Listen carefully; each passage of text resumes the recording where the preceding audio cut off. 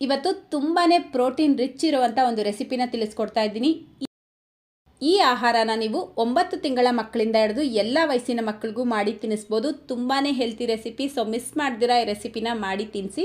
ಬನ್ನಿ ಈಗ ಮಾಡೋದು ಯಾವ ರೀತಿ ಅಂತ ನೋಡೋಣ. ಮೊದಲು ನಾನಿಲ್ಲಿ 2 ಟೇಬಲ್ ಸ್ಪೂನ್ ಅಕ್ಕಿ, 1 ಟೇಬಲ್ ಸ್ಪೂನ್ ಹೆಸರುಬೇಳೆ ತಗೊಂಡಿದ್ದೀನಿ. ಇದನ್ನು ನೀಟಾಗಿ ತೊಳೆದಿಟ್ಕೊಳ್ಳಿ. ನೆಕ್ಸ್ಟ್ ನಾನಿಲ್ಲಿ ಸ್ವಲ್ಪ ಸೋಯಾ ತಗೊಂಡಿದ್ದೀನಿ. ಇದನ್ನು ನಾನು 10 ನಿಮಿಷ ಮುಂಚೆ ಬಿಸಿನೀರಲ್ಲಿ ನೆನೆಸಿಟ್ಟಿದ್ದೆ. ಈಗ ಇದರಲ್ಲಿರುವಂಥ ನೀರೆಲ್ಲ ಚೆನ್ನಾಗಿ ಈ ರೀತಿ ಪ್ರೆಸ್ ಮಾಡಿ ತೆಗೆದುಬಿಟ್ಟು ಸೈಡಿಗೆ ತೆಗೆದಿಟ್ಕೊಳ್ಳಿ. ಈಗ ಗ್ಯಾಸ್ ಸ್ಟವ್ ಮೇಲೆ ಒಂದು ಪ್ರೆಷರ್ ಕುಕ್ಕರ್ ಇಟ್ಕೊಂಡು ಅರ್ಧ ಟೀ ಸ್ಪೂನ್ ತುಪ್ಪ ಸೇರಿಸ್ಕೊಳ್ಳಿ.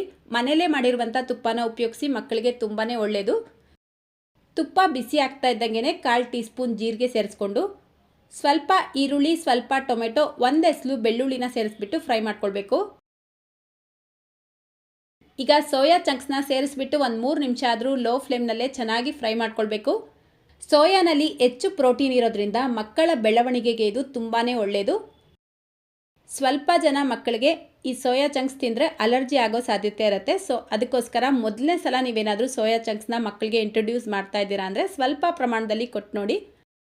ಮಗುಗೆ ಯಾವುದೇ ರೀತಿ ಸಮಸ್ಯೆ ಆಗಿಲ್ಲ ಅಂದರೆ ನೀವು ಸೋಯಾ ಚಂಕ್ಸ್ನ ಮಕ್ಕಳಿಗೆ ಧಾರಾಳವಾಗಿ ಮಾಡಿ ತಿನ್ನಿಸ್ಬೋದು. ಪ್ರತಿದಿನ ತಿನ್ನಿಸೋದಕ್ಕಿಂತ ವಾರದಲ್ಲಿ 3 ದಿನ ಮಾಡಿ ತಿನ್ನಿಸಿದ್ರೆ ಸಾಕು.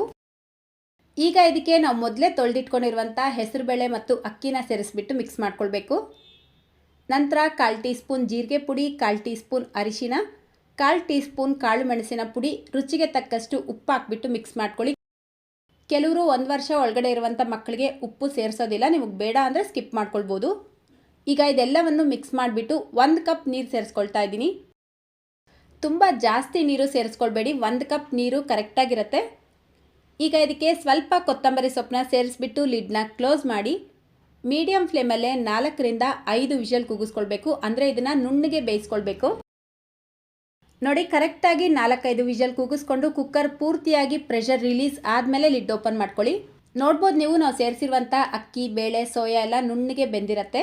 ಈಗ ಇದನ್ನು ಈ ರೀತಿ ಒಂದು ಮ್ಯಾಶರಿಂದ ಚೆನ್ನಾಗಿ ಮ್ಯಾಶ್ ಮಾಡ್ಕೊಳ್ಬೇಕು. 1 ವರ್ಷ ಒಳಗಡೆ ಇರುವಂಥ ಪಾಪುಗೆ ನೀವು ಬೇಕಿದ್ರೆ ಇದು ಸ್ವಲ್ಪ ತಣ್ಣಗಾದ್ಮೇಲೆ ಬ್ಲೆಂಡರ್ ಜಾರ್ಗೆ ಹಾಕ್ಬಿಟ್ಟು ಬ್ಲೆಂಡ್ ಮಾಡಿ ತಿನ್ನಿಸ್ಬೋದು. ಅದೇ 1 ವರ್ಷ ಮೇಲ್ಪಟ್ಟ ಮಕ್ಕಳಿಗೆ ನೀವು ಮಾಡಿ ತಿನ್ನಿಸ್ತೀರಾ ಅಂದರೆ ಇದಕ್ಕಿಂತ ಒಂಚೂರು ಗಟ್ಟಿಯಾಗೆ ಮಾಡ್ಕೊಳ್ಳಿ. ಮ್ಯಾಶ್ ಮಾಡಿಬಿಟ್ಟೆ ತಿನ್ನಿಸೋದನ್ನು ಅಭ್ಯಾಸ ಮಾಡಿಸಿ. ಅಷ್ಟೇ, ಈಗ ಹೆಲ್ತಿಯಾಗಿರುವಂಥ ಪ್ರೋಟೀನ್ ರಿಚ್ ಆಹಾರ ರೆಡಿಯಾಗಿದೆ. ಇದನ್ನು ನೀವು ಯಾವ ಟೈಮಲ್ಲಿ ಬೇಕಾದರೂ ಮಾಡಿ ತಿನ್ನಿಸ್ಬೋದು.